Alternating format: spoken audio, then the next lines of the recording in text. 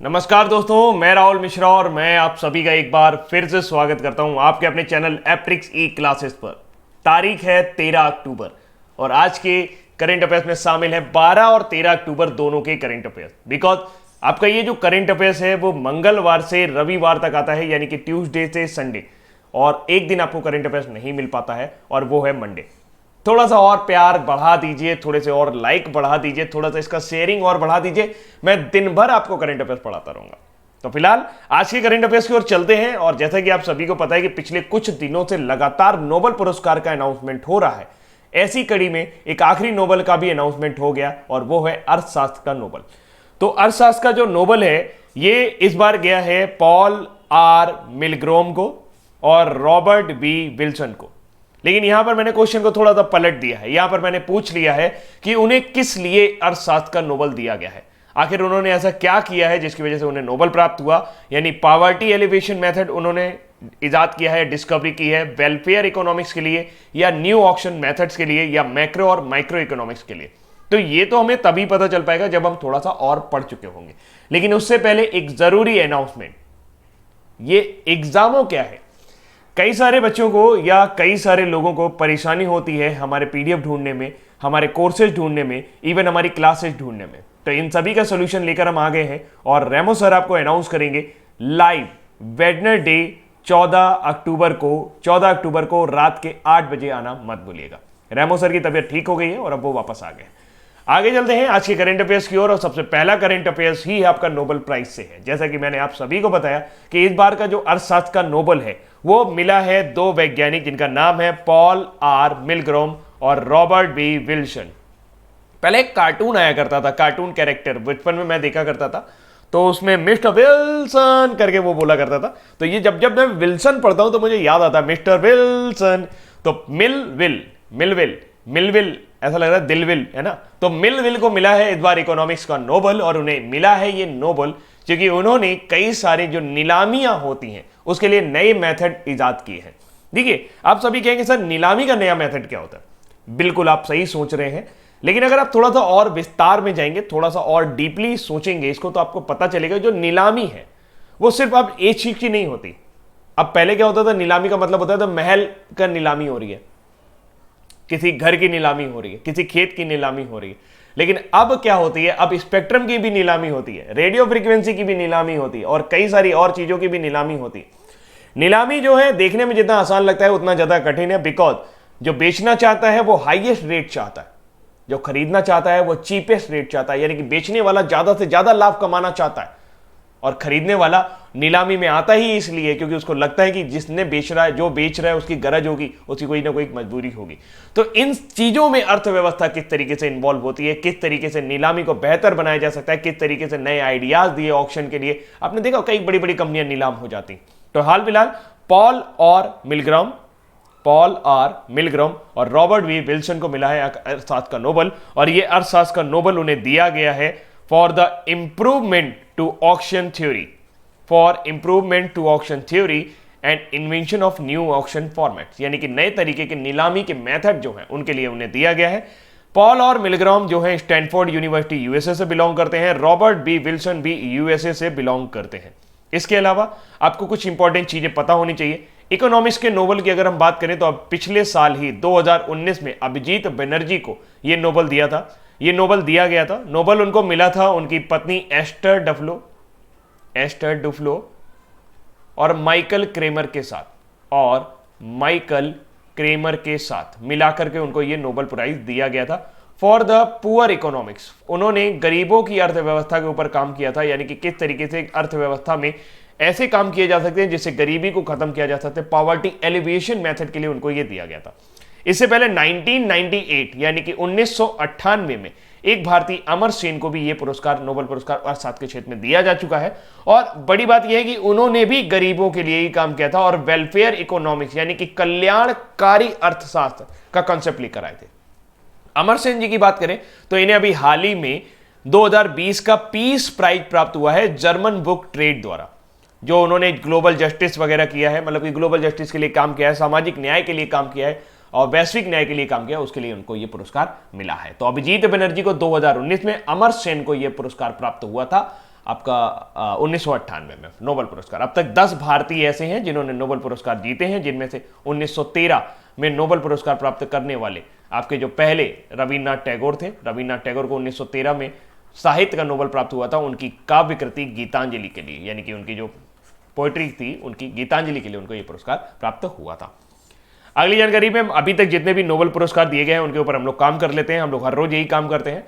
तो मेडिसिन के लिए यानी कि चिकित्सा के क्षेत्र में ये नोबेल मिला है हार्वे जे अल्टर, माइकल हर्टन और Charles M rice.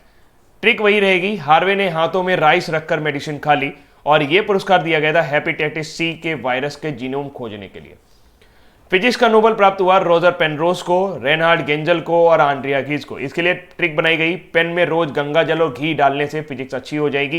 Penrose, Ganga जल मतलब गेंजल एंड घी का मतलब गेज। तो आपको इसका याद रखना है कि जो फिजिक्स का नोबेल दिया गया है वो ब्लैक होल के कंसेप्ट को स्थापित करने के लिए दिया गया है, ब्लैक होल की खोज के लिए दिया गया।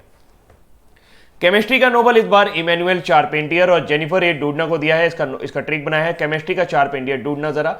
तो ये पुरस्कार उनको मिला है Cas9 या क्रिस्पर तकनीक की खोज के लिए, जिसे आप हिंदी में आणविक कैंची भी कह सकते हैं।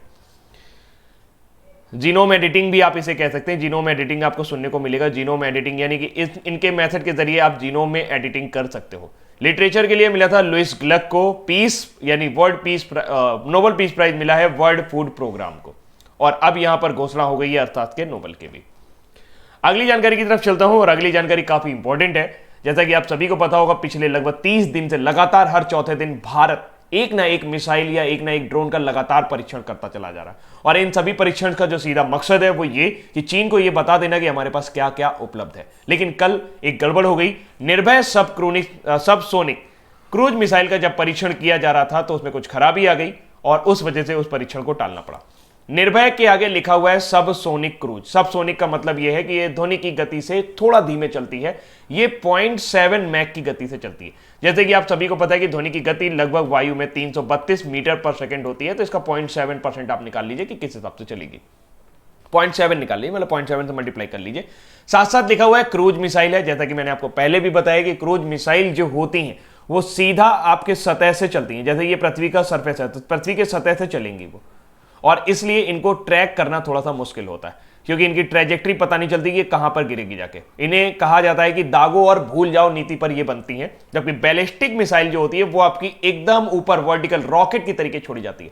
तो क्रूज मिसाइल को रॉकेट नहीं बोला जाता है, जो बैलिस्टिक मिसाइल होता है उसको रॉकेट बोला जाता है। लेकिन अगर मैं निर्भय की बात करूं तो इसके अंदर दोनों गुण हैं। ये थोड़ी देर तक आपकी बैलिस्टिक मिसाइल की तरह चलेगी और फिर इसके अंदर एक टर्बो फैन लगा हुआ है, वो इसको घुमा देता है, फिर ये 90 डिग्री भागती है हॉरिजॉन्टली। तो ये बढ़िया तरह की मिसाइल है और इसकी जो रेंज है आपको बता दूं वो 1000 किलोमीटर है। 800 से 1000 किलोमीटर तक इसको छोड़ा जा सकता है। और सबसे बढ़िया बात है कि इसके अंदर एक ऐसी टेक्नोलॉजी लगी हुई है कि जब ये अपने लक्ष्य पर पहुंचती है, किसी लक्ष्य जिसके ऊपर साधी गई होती है, तो उसके चारों ओर राउंड काटती है। राउंड काट के एकदम सटीक जब बैठ जाता है कि नहीं यही लक्ष्य है, फिर तब जाके ये मार करती है। तो देखा जाए तो ये बेहद घातक मिसाइल है। अभी हाल फिलहाल इसमें क्या गड़बड़ी हो गई ये हमें पता नहीं चल पाया, बट डीआरडीओ ने बताया कि इसको जब उड़ीसा से बंगाल की खाड़ी की तरफ लॉन्च किया गया था तो उस टाइम ही इसमें कुछ गड़बड़ी हो गई थी। इस मिसाइल के मुख्य बिंदु मैं आपको फिर से बता देता हूं। मुख्य बिंदु यह है कि इसको उड़ीसा के लॉन्चिंग साइट से बंगाल की खाड़ी में लॉन्च किया गया था। ये एक सबसोनिक मिसाइल है जो 0.7 मैक की गति से उड़ती है, बता चुका हूं। इस मिसाइल में टर्बो फैन इंजन लगा हुआ है। ये एक ऐसा इंजन होता है जो 2 बार काम करता है। टर्बो फैन का मतलब जैसे ये मिसाइल ऐसे उड़ेगी फिर इसके फैन चलना शुरू होता है। फैन चलने तो जैसे ये मिसाइल ऐसे जा रहा था तड़ से ऐसे घूम जाएगा। इसमें MEMS अर्थ यानी कि माइक्रो इलेक्ट्रोमैकेनिकल सिस्टम लगा हुआ है। यानी इस मिसाइल को ये जो है ये गाइडेड क्षमता प्रदान करता है। गाइडेड का मतलब यह है कि प्रोग्रामिंग आप इसकी कर सकते हो और इसके जो भी सेंसर वगैरह है वो आराम से काम कर सकेंगे। हाँ, इस टेक्निक की बात कर रहा था मैं। इस मिसाइल में लोइटरिंग और सी स्किमिंग तक क्षमताएं हैं।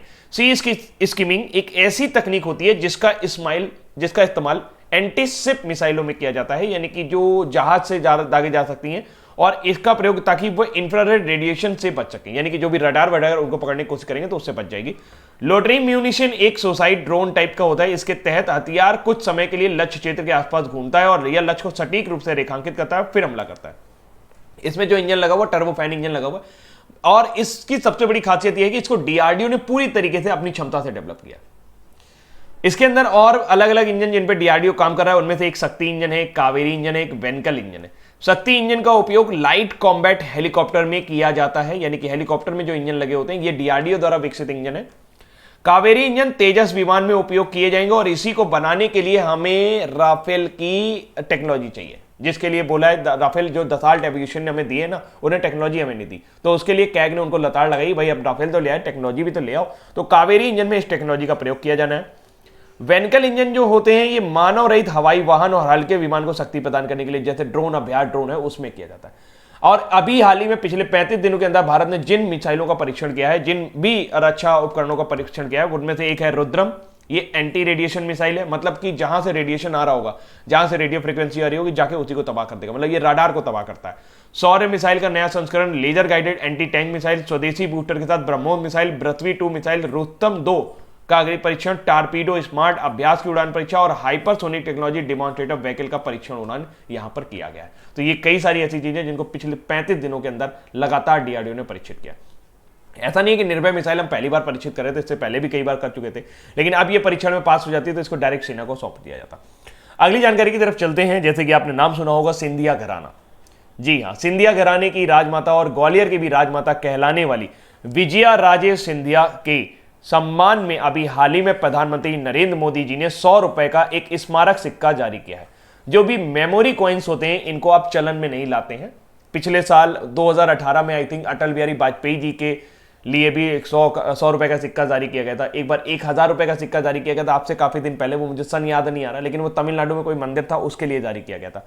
तो ये स्मारक सिक्के होते हैं, इनको आप चलन में कभी नहीं देख पाओगे। ये मत सोच लेना कि अब 100 रुपए का सिक्का बाजार में आ जाएगा, ये मेमोरी कॉइन है। सिक्का उनकी 100वीं जयंती के उपलक्ष्य में जारी किया गया है। वित्त मंत्रालय ने यह सिक्का जारी किया है। किसने जारी किया है? फाइनेंस मिनिस्ट्री ने जारी किया है, यह बात ध्यान रखिएगा। विशेष स्मारक सिक्के का जारी किया है विजया राजे सिंधिया, जिन्हें ग्वालियर की राजमाता के रूप में जाना जाता है। वसुंधरा राजे जी का आपने नाम सुना होगा, वो इनकी पुत्री हैं, और ज्योतिरादित्य सिंधिया वो इनके पोते हैं, ग्रैंडसन है। तो इनका जन्म 12 अक्टूबर 1919 को हुआ था। तो जिस वजह से 1919 से लेकर 2019 तक इनके जन्म को 100 साल हो गए, और इनके जन्म को 100 साल होने की उपलक्ष्य में ही, इनके जन्म के 100 साल कंप्लीट होने के उपलक्ष्य में ही 12 अक्टूबर को इनके नाम पर सिक्का जारी किया गया है। तो ये 7 बार लोकसभा और 2 बार राज्यसभा के लिए भी हाल में चुनी गई थी। ये आप सिक्का थोड़ा सा देख लो। इस सिक्के में 100 रुपए का साइन नीचे बना हुआ है, इंडिया इधर लिखा हुआ अंग्रेजी में, यहाँ हिंदी में अशोक स्तंभ का साइन बना हुआ, सारनाथ स्तंभ का सत्यमेव जयते लिखा हुआ है। पीछे जो तस्वीर है वो विजय राजे सिंधिया की है। इससे पहले भी 100 रुपए के सिक्के कई बार लॉन्च किए जा चुके हैं, और जिसमें 2017 में तमिलनाडु के सुपरस्टार और पूर्व मुख्यमंत्री एमजी रामचंद्रन के जन्म शताब्दी अवसर पर 100 रुपए का सिक्का जारी किया गया था। 2016 में महाराणा प्रताप की 476वीं जयंती पर भी 100 रुपए का सिक्का जारी हो चुका है। नरेंद्र मोदी द्वारा लॉन्च किए गए स्मारक सिक्के एक और भारत के प्रतीक चिन्ह बना होता है। इसमें अशोक स्तंभ और इसके नीचे देवनागरी लिपि में सत्यमेव जयते लिखा होता है। इसी तरह से 1924 से लेकर 2018 के बीच की बात की जाए तो अटल बिहारी वाजपेयी जी के नाम का भी सिक्का जारी किया जा चुका है। उनकी तस्वीर से भी ये स्मारक सिक्का जारी हो चुका है। अगली जानकारी पर चलते हैं। अगली जानकारी दोस्तों जो है वो आपकी जुड़ी हुई है फ्रेंच ओपन से। जैसा कि आप सभी को पता है कि अभी हाल ही में हमारा यूएस ओपन हुआ था, और उसके बाद अब ये फ्रेंच ओपन हुआ। फ्रेंच ओपन में किसी भी खिलाड़ी की अगर टक्कर राफेल नडाल से होगी तो उसका जीतना नामुमकिन होता है, बिकॉज इसे क्ले किंग ऑफ क्ले कहा जाता है। फ्रेंच ओपन हमेशा क्ले कोर्ट पर खेला जाता है, यानी मिट्टी के कोर्ट पर खेला जाता है। वहां पर राफेल नडाल की जो पकड़ है वो किसी भी खिलाड़ी के लिए वो मतलब बहुत मुश्किल हो जाती है। तो इस बार भी राफेल नडाल ने नोवाक जोकोविच को हराकर अपना 13वां फ्रेंच ओपन खिताब जीत लिया है। 13वां फ्रेंच ओपन खिताब, आप अंदाजा लगाइए। और इससे सबसे बड़ी बात यह है कि उनके भी 20 ग्रैंड स्लैम हो गए हैं। 20 ग्रैंड स्लैम हो जाने के कारण अब उन्होंने रोजर फेडरर की बराबरी कर ली है। यानी अब वर्तमान समय में जिन्होंने सर्वाधिक ग्रैंड स्लैम जीते हैं वो 2 खिलाड़ी हैं, एक है राफेल नडाल और एक है रोजर फेडरर। तो उन्होंने रोजर फेडरर के 20 ग्रैंड स्लैमों के खिताबों की रिकॉर्ड बराबरी कर ली है। वह फ्रेंच ओपन में एकल जीत के साथ शतक तक पहुंचने वाले पहले खिलाड़ी हैं। यानी अब तक फ्रेंच ओपन में वो 100 से अधिक मैच जीत चुके हैं। यह भी बहुत बड़ी बात है। तो राफेल नडाल, रोजर फेडरर और नोवाक जोकोविच अगर देखा जाए तो इस समय टेनिस के सर्वकालिक महान खिलाड़ियों में से कुछ हैं। तो राफेल नडाल को क्ले के राजा के रूप में जाना जाता है। फ्रेंच ओपन एक ग्रैंड स्लैम टेनिस टूर्नामेंट है जो आउटडोर क्ले कोर्ट पर खेला जाता है। इस टूर्नामेंट का स्थान पेरिस के स्टैड रोलेन गैरोस स्टेडियम में है। इसके अलावा पुरुषों का तो जीत लिया राफेल नडाल ने, किसको हराकर? नोवाक जोकोविच को। जबकि महिलाओं का जीता है इगा स्वेटेक ने फ्रेंच ओपन के महिला एकल के फाइनल में सोफिया केनिन को हरा दिया, जिन्होंने 6-4, 6-1 से हराकर ग्रैंड स्लैम की खिताब में जीतने वाली पहली पोलिश यानी कि पोलैंड की खिलाड़ी बन गई हैं। इस जीत के साथ 19 वर्षीय इगा स्विएटेक विश्व रैंकिंग में 17वें स्थान पर आ गई हैं। अगर हम बात करें इस साल के ऑस्ट्रेलियन ओपन की, आई थिंक मैं दिखाई नहीं दे रहा हूं आपको, हाँ, तो ऑस्ट्रेलियन ओपन की बात करें तो ये जीता था नोवाक जोकोविच ने। किसने जीता था? नोवाक जोकोविक ने, ठीक है। और महिलाओं वाला किसने जीता था? महिलाओं वाला जीता था सोफिया केनिन ने। सोफिया केनिन अमेरिकी खिलाड़ी है, नोवाक जोकोविच सर्बिया से है। इसके अलावा अभी हाल ही में यूएस ओपन हुआ। यूएस ओपन को जीता है ऑस्ट्रिया के डोमिनिक थिएम ने। डोमिनिक थिएम, याद ये रखिएगा। महिलाओं का जीता था आपका नाओमी ओसाका ने। किसने जीता था? नाओमी ओसाका ने, जापान की नाओमी ओसाका ने। और अब हमारे पास फ्रेंच ओपन के भी रिजल्ट आ गए हैं। तो हमने यहां पर फ्रेंच ओपन की बात की तो फ्रेंच ओपन जीता है राफेल नडाल ने और महिलाओं वाला जीता है इवा स्विएटेक ने, ठीक है। इसके अलावा हम और कुछ जानकारी भी आपको दे सकते हैं। जैसे ऑस्ट्रेलियन ओपन की बात करें तो ये साल का सबसे पहला होने वाला ग्रैंड स्लैम है जो आपका लेट जनवरी में शुरू हो जाता है। ये मेलबर्न में खेला जाता है, ये हार्ड कोर्ट पर खेला जाता है। इस बार नोवाक जोकोविच और सोफिया केनिन ने इसको जीता। फ्रेंच ओपन जो है ये जून में खेला जाता है, बट कोविड-19 की वजह से इधर लेट हो गया और ये क्ले पर खेले जाने वाला अकेला ग्रैंड स्लैम है। राफेल नडाल और इगा स्विएटेक ने जीता इसे। विंबलडन आज नहीं हुआ, मतलब इस साल नहीं हुआ और आई थिंक शायद अभी बाद में हो जाएगा। तो ये अर्ली जुलाई में खेला जाता है। नोवाक जोकोविच 2019 और सिमोना हालेप 2019। यूएस ओपन की बात करें तो यूएस ओपन अभी हाल ही में हार्ड कोर्ट में खेला गया और ये अभी अर्ली सितंबर में खेला गया था। डोमिनिक थिएम ने जीता है और नाओमी ओसाका ने जीता है। तो ये रही आपकी टेनिस से जुड़ी हुई जानकारी। और आज की डेट में मुझे ऐसा लग रहा है आज का जो मैं करंट अफेयर्स आपको करा रहा हूं उसमें एक एक क्वेश्चन बेहद इंपॉर्टेंट है। हर एक स्लाइड पर कुछ ना कुछ इंपॉर्टेंट चल रहा है और अगली जानकारी है वो भी बेहद इंपॉर्टेंट है। आपको पता है एक खुशखबरी आई है कि भारत उन 50 देशों में शामिल हो गया जिनके पास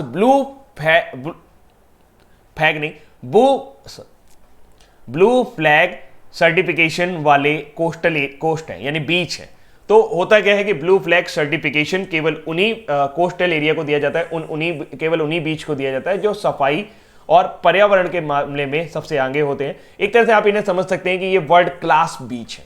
तो ब्लू फ्लैग प्रमाणन कई सालों से हासिल करने की कोशिश की जा रही थी। 2018 में इसको हासिल की जाती है। इसके लिए अपना एक बीम नाम का एक हमने वहां पर सर्टिफिकेशन शुरू किया था भारत सरकार ने, ताकि जिनको बीम नाम का सर्टिफिकेशन मिला जा सके उनको ब्लू फ्लैग के लिए रिकमेंड किया जा सके। तो हाल फिलहाल 8 जो बीच हैं भारत के उनको ब्लू फ्लैग सर्टिफिकेशन मिल गया है और पिछले 8 सालों के दौरान 8 ब्लू फ्लैग सर्टिफिकेशन पाने वाला एशिया का पहला देश बन गया है भारत। मतलब इतना ज्यादा ब्लू फ्लैग सर्टिफिकेशन अचानक से किसी को नहीं मिला। तो पहले 8 भारतीय समुद्र तटों को प्रतिष्ठित ब्लू फ्लैग प्रमाणन से सम्मानित किया गया है। अभी तक हमारे पास कोई भी ब्लू फ्लैग सर्टिफाइड बीच नहीं था। केंद्रीय पर्यावरण मंत्री प्रकाश जावड़ेकर ने 11 अक्टूबर 2020 को ट्विटर पर एक पोस्ट के जरिए ये जानकारी दी और 8 समुद्र तटों को प्रतिष्ठित अंतर्राष्ट्रीय ब्लू फ्लैग सर्टिफिकेशन दिया गया है। 2 साल में 8 ब्लू फ्लैग पाने वाला एशिया का पहला देश है। और जाने इसके क्या मानक हैं। तो ये जो मैग्निफिसेंट 8 है वो है शिवराजपुर, द्वारका, गुजरात। दूसरा है घोगला, दीव में, कप्पड़ या केरला में, Rushikonda, Andhra Pradesh, golden beach, Puri, Orissa, Radhanagar, Andaman and Nicobar island and Karnataka के 2 बीच यहां पर शामिल है, जिसमें से एक की तस्वीर आपके सामने है, कासराकोड एंड पादुबिद्री। तो ये आपको नाम जरूर याद कर लेने कि ये बीच कहां पर पाए जाते हैं। अब देखिए इसका फायदे क्या क्या होंगे। इसके फायदे हमारे पास ये हैं कि ब्लू फ्लैग सर्टिफिकेशन हो गया, पर्यटन को बढ़ावा मिलेगा। जो विदेशी पर्यटक आते हैं वो यहां पर जान जाएंगे कि ये ब्लू फ्लैग सर्टिफाइड है, पूरे विश्व में ये चीज फेमस हो गई है। तो हाल फिलहाल हमें मिले हैं 8 ब्लू फ्लैग सर्टिफिकेशन और पिछले 2 साल के अंदर 8 ब्लू फ्लैग सर्टिफिकेशन पाने वाला एशिया का पहला देश है और भारत उन 50 देशों में शामिल हो गया है। अभी तक किसी के पास इतने ज्यादा ब्लू फ्लैग सर्टिफिकेशन नहीं है जितने स्पेन के पास है। यानी सबसे ज्यादा ब्लू फ्लैग सर्टिफिकेशन जो है वो वर्तमान समय में स्पेन के पास है और 50 देश ही ऐसे हैं जिनको ब्लू फ्लैग सर्टिफाइड बीच मिले हुए हैं। तो वो उनमें से अब हम भी शामिल हैं। अगली जानकारी पे चलते हैं। केरल उच्च न्यायालय की पूर्व न्यायाधीश, पहली महिला न्यायाधीश भी आप इन्हें कह सकते हैं, के ऊषा जी का भी हाल ही में निधन हो गया। जब भी मृत्यु समाचार होता है तो उससे क्वेश्चन ऐसे बनता है कि के ऊषा जी का, जिनका भी हाल ही में देहांत हो गया, वो किस राज्य से बिलोंग करती थी? केरला से। वो क्या थी? वो केरल की पहली मुख्य न्यायाधीश थी, पहली महिला मुख्य न्यायाधीश थी। उन्होंने 1991 से 2000 के दौरान एक न्यायाधीश के रूप में सेवाएं दी थी। इसके बाद जब उन्हें 2000 से 2001 तक केरल उच्च न्यायालय में मुख्य न्यायाधीश नियुक्त किया गया तो न्यायमूर्ति उषा बार से उच्च न्यायालय की न्यायपालिका में शामिल होने वाली पहली महिला बनी और मुख्य न्यायाधीश बनी थी। केरल की बात की जाए तो केरल हर मामले में टॉप पर रहता है। जैसे एनटीसीए लाने वाला पहला राज्य कौन सा था? केरला था। अगर हम बात कर लें तो स्कूल एजुकेशन, हेल्थ इंडेक्स, इन सभी में केरला सबसे नंबर 1 पर है। साक्षरता की बात करें तो साक्षरता में भी केरला नंबर 1 पर है। अभी हाल ही में यूएन द्वारा उस केरला को बेस्ट मतलब अच्छे तरीके से अच्छी तरह से स्वास्थ्य सेवाओं को संभालने वाले और जो संचारी रोग हैं उनको रोकने के लिए, यानी कि जो इन्फेक्शियस डिसीज है उनको रोकने के लिए अभी हाल ही में यूएन ने उनको सम्मानित किया था। केरला की जो स्वास्थ्य मंत्री हैं के शैलजा, उनको भी अभी हाल ही में यूएन सरकार ने सम्मानित किया। यूएन सरकार कह रहा हूँ, यूएन ने यानी यूनाइटेड नेशन ने सम्मानित किया था। इसके अलावा केरला के जो मुख्यमंत्री हैं वो हैं पिनराई विजयन, वर्तमान समय में गवर्नर हैं आरिफ मोहम्मद। ठीक है, तो आरिफ मोहम्मद जो है इनके बारे में बड़ी चर्चा वगैरह रही थी क्योंकि इन्होंने विरोध किया था। अब अगली जानकारी तो चलें, ये भी एक इंपॉर्टेंट न्यूज़ है, बट ये जानकारी अभी पूरी तरह से उपलब्ध नहीं हो पाई है बिकॉज अब चालक दल वापस आ गया होगा, तो अब जो वो जानकारी देगा वो हमें पता चल जाएगा। एक्चुअल में क्या हुआ था, कई सारे मतलब लगभग 300 के आसपास वैज्ञानिकों इकट्ठे हुए और नॉर्वे से उन्होंने पोल स्टर्न अभियान शुरू किया। पोल स्टर्न अभियान क्या है? पोल स्टर्न अभियान में ये था कि कई सारे लोग शामिल हुए वैज्ञानिक, और उन्होंने सोचा कि चलो यार ऐसा करते हैं, जरा देख आते हैं कि अंटार्कटिका में बर्फ जो है वो कितना पिघल रही है। बड़ी बात यह थी कि जिस टाइम वो गए उस टाइम पोल पे लगभग 6 महीने अंधेरा रहता है, 6 महीने उजाला रहता है, तो वो अंधेरे के टाइम उधर गए और वहां पर जाने के बाद उन्होंने खोज वगैरह शुरू की। तो उनको पता चल रहा कि जिस तरीके से बर्फ पिघल रही है, जिस तरीके से बर्फ तेजी से पिघलती चली जा रही है, उस तरीके से आने वाले 10 साल के भीतर ही अंटार्कटिका में क्या हो जाएगा, मामला खत्म हो जाएगा। बर्फ हमें गर्मियों में दिखाई नहीं देगी। और देखा जाए तो क्लाइमेट का जो सबसे बुरा असर पड़ रहा है, क्लाइमेट चेंज का जो सबसे बुरा असर पड़ रहा है वो अंटार्कटिका में ही पड़ रहा है। तो उत्तरी ध्रुव पर दुनिया के सबसे बड़े मिशन के शोधकर्ता सोमवार को लौट रहे, अब तो लौट आए होंगे। ये शोधकर्ता अपने साथ मरते हुए आर्कटिक महासागर से जुड़ी कई चौंकाने वाली जानकारी अपने साथ ले रहे हैं। इनके हिसाब से आर्कटिक समाप्त हो रहा है और उसके ऊपर कई सारे सबूत भी ला रहे हैं। बताया जा रहा है कि शोधकर्ताओं के ऐसे प्रमाण मिले हैं जिनसे यह साबित होता है कि सिर्फ दशकों में ही आर्कटिक महासागर की स्थिति यह हो जाएगी कि गर्मियों में वहां बर्फ देखने को नहीं मिलेगी, और इसका मतलब यह है कि पूरे विश्व में गर्मी बहुत ज्यादा बढ़ जाएगी।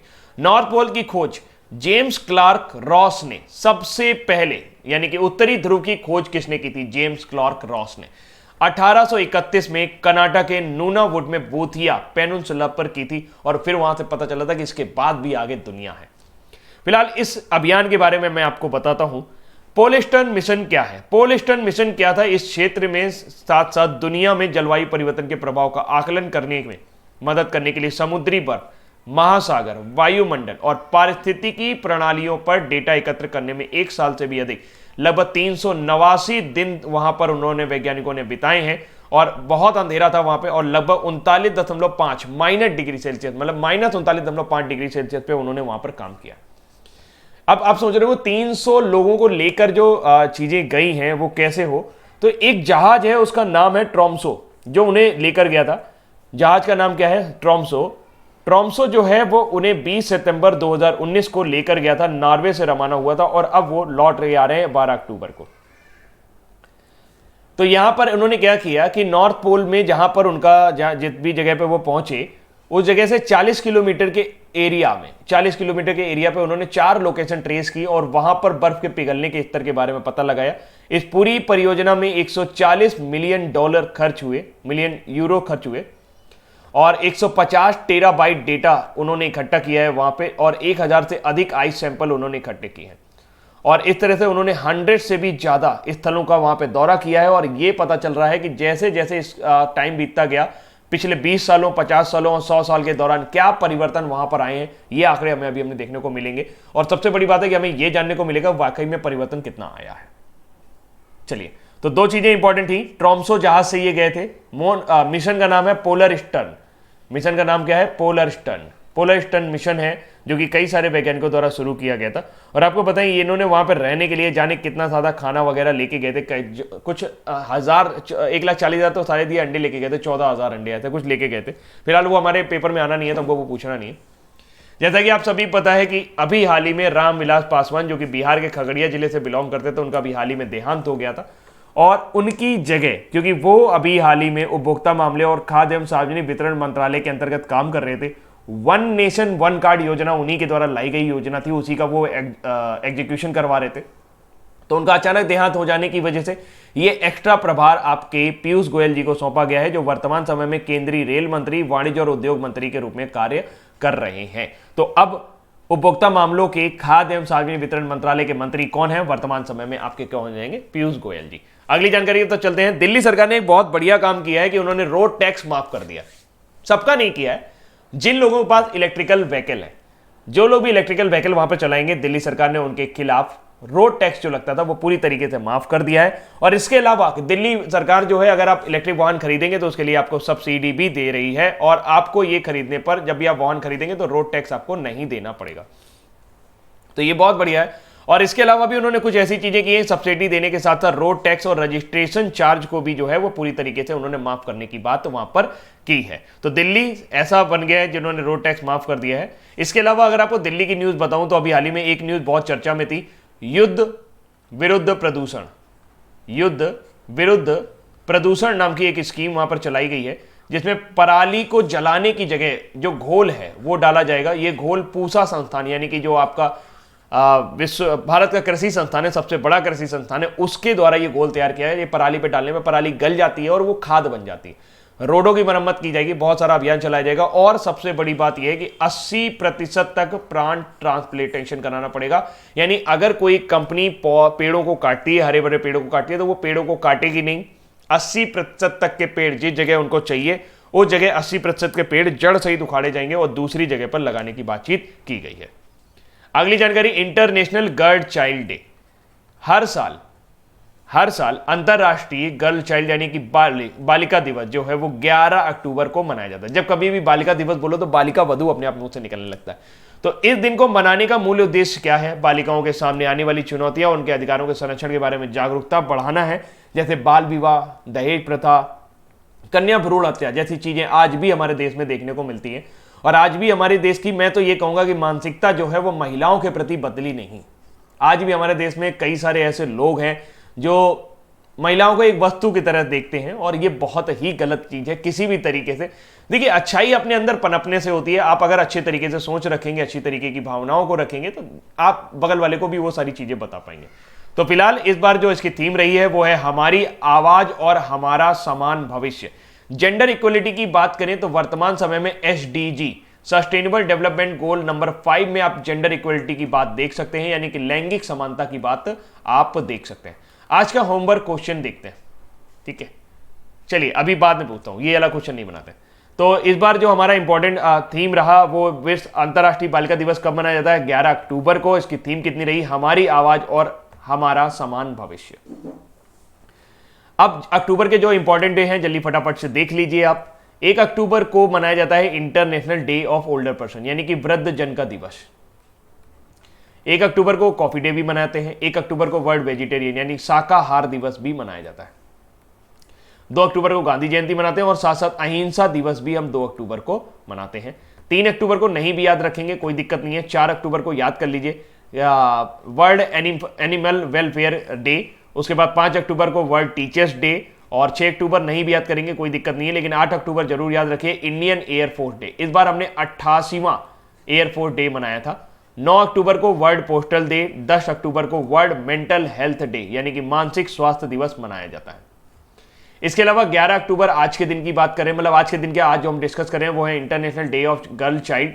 आज तारीख है 13 अक्टूबर। आज है world calamity control day, UN international day for natural disaster rejection, यानी कि किसी तरीके से जो हमारे पास नेचुरल डिजास्टर आती हैं, प्राकृतिक आपदाएं आती हैं, उनको रोकने का दिन है आज।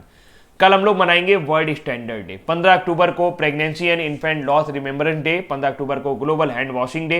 15 अक्टूबर को world white cane day and 15 अक्टूबर को ही वर्ल्ड स्टूडेंट डे भी हम मनाते हैं। 16 अक्टूबर को वर्ल्ड फूड डे।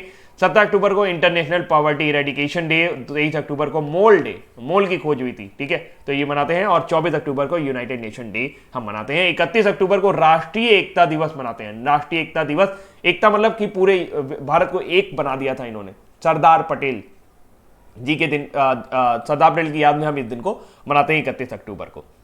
अगली जानकारी है वर्ल्ड माइग्रेटरी बर्ड्स डे। ये मैं आपको पहले भी बता चुका हूं कि 10 अक्टूबर को हमने वर्ल्ड माइग्रेटरी डे बनाया और इसकी थीम थी birds connect our world. Bird connects our world. एक बार दोबारा इसको रिपीट करा दिया बिकॉज उस दिन स्लाइड पे प्रिपेयर नहीं था, ये मैंने पिछली क्लास में बताया, तो ये स्लाइड पे प्रिपेयर नहीं था, मैंने कहा स्लाइड में डाल देते हैं, कम से कम जब आप पढ़ोगे तो याद तो बना रहेगा, क्योंकि उसमें लिखा हुआ आपको मिलता नहीं। अगली जानकारी है चैतन्य बिकम्स ब्रिटिश हाई कमिश्नर। जी हां, अगर आप भी ब्रिटेन में एक दिन के लिए उच्चायुक्त बनना चाहती हैं, हाई कमिश्नर बनना चाहती हैं, तो आप ये काम कर सकते हैं। क्या कि दिल्ली की एक लड़की को एक दिन के लिए भारत के ब्रिटेन के लिए उच्चायुक्त बनने का मौका मिला। दिल्ली निवासी चैतन्य वेंकटेश्वरन को भारत में ब्रिटेन की वरिष्ठतम राजनयिक बनने का पिछले बुधवार को मौका मिला। वेंकटेश्वरन को दुनिया भर की महिलाओं के सामने आने वाली चुनौतियों को रेखांकित करने और महिला सशक्तिकरण के मिशन के लिए पहल के लिए अवसर दिया गया है। ब्रिटेन उच्चायोग हर साल 2017 से एक दिन के लिए उच्चायुक्त प्रतियोगिता आयोजित करता है और 18 से 23 साल की युवतियां इसमें भाग ले सकती हैं। ब्रिटेन के उच्चायोग ने एक बयान में बताया कि 11 अक्टूबर को अंतर्राष्ट्रीय बालिका दिवस पर ब्रिटेन के मिशन द्वारा आयोजित वार्षिक प्रतियोगिता में वेंकटेश्वरन चौथी युवती हैं जिनको ब्रिटेन के उच्चायुक्त बनाया जाएगा एक दिन के लिए। अब उच्चायुक्त से बात आती है तो अभी हाल ही में जो अपॉइंटमेंट्स हैं उनको देख लीजिए। कंबोडिया में अभी हाल ही में देवयानी खोबरागड़े को आपका राजदूत बनाया गया है और नीदरलैंड में बनाया गया प्रदीप कुमार रावत को। बाकी सारे पुराने हैं। आप एक बार इस स्लाइड को जरूर देख लेना, ये किसी भी करंट अफेयर्स में कभी भी पूछा जा सकता है। अब बारी है आज के हमारे वन लाइनर की, फटाक से कर लेते हैं। विजया राजे सिंधिया के सम्मान में प्रधानमंत्री द्वारा कितने रुपए का स्मारक सिक्का जारी किया गया है? 100 रुपए का।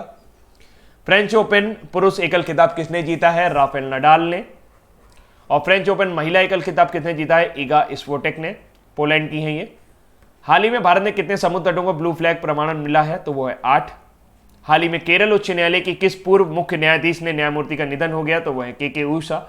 दुनिया के किस सबसे बड़े मिशन के शोधकर्ता अब लौट रहे हैं? तो नॉर्थ पोल मिशन, जिसे पोलर ईस्टर्न मिशन भी कहा जाता है, उसके जो शोधकर्ता हैं वो लौट आए हैं 1 साल से ज्यादा समय के बाद। केंद्रीय मंत्री रामविलास पासवान के निधन के बाद उपभोक्ता मामलों, खाद्य और सार्वजनिक वितरण मंत्रालय का अतिरिक्त प्रभार किसे दिया गया है? वो है पीयूष गोयल। विश्व प्रवासी पक्षी दिवस 10 अक्टूबर को मनाया गया है। वर्ष 2020 की थीम क्या है? Birds connect our world. And हाल ही में किस राज्य में इलेक्ट्रिक वाहनों को टैक्स फ्री करने की ऐलान किया है? वो है दिल्ली सरकार। और हाल ही में किससे एक दिन के लिए भारत में ब्रिटेन के उच्चायुक्त तो बनाया गया है? वो है चैतन्य वेंकटेश्वरन। बारी है अब क्विज की। विजय राजे सिंधिया के सम्मान में प्रधानमंत्री द्वारा कितने रुपए का सिक्का जारी किया गया है? तो 100 रुपए का। फ्रेंच ओपन पुरुष एकल खिताब किसने जीता है? तो ये जीता है आपका फ्रेंच ओपन पुरुष खिताब राफेल नडाल ने। महिला एकल का खिताब जीता है इगा स्विएटेक ने। और हाल ही में भारत ने कितने समुद्र तटों को ब्लू फ्लैग का प्रमाणन प्राप्त हो गया है? तो वो 8। हाल ही में केरल उच्च न्यायालय की किस पूर्व मुख्य न्यायाधीश का निधन हो गया? उनका नाम है के ऊषा। दुनिया के किस सबसे बड़े मिशन के शोधकर्ता अभी हाल ही में लौट आए हैं? तो वो है नॉर्थ पोल मिशन के।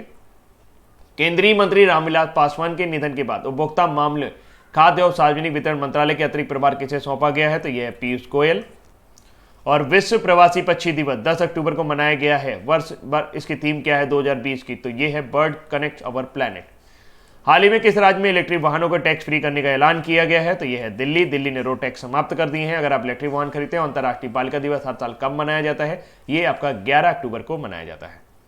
तो दोस्तों ये थे आज के हमारे इंपॉर्टेंट करंट अफेयर्स और उम्मीद करता हूँ ये करंट अफेयर्स आपको पसंद आए होंगे। 2000 लाइक का इंतजार मैं अभी भी कर रहा हूँ। फटाफट से लाइक कर दीजिए वीडियो को। अगर आप देख रहे हो तो लाइक करने में कुछ भी नहीं जाता है। अगर आपको एक भी न्यूज अच्छी लगी है तो आप लाइक कर सकते हो। कुछ अच्छा नहीं लगा है तो छोड़ दो यार, डिसलाइक मत मारो। फिलहाल आज के लिए इतना ही। Thank you so much, bye bye, take care, ध्यान रखिएगा। प्यारे प्यारे कमेंट करते रहिएगा, मैं आपके कमेंट का इंतजार कर रहा हूँ। हाल फिलहाल बाय बाय, टेक केयर।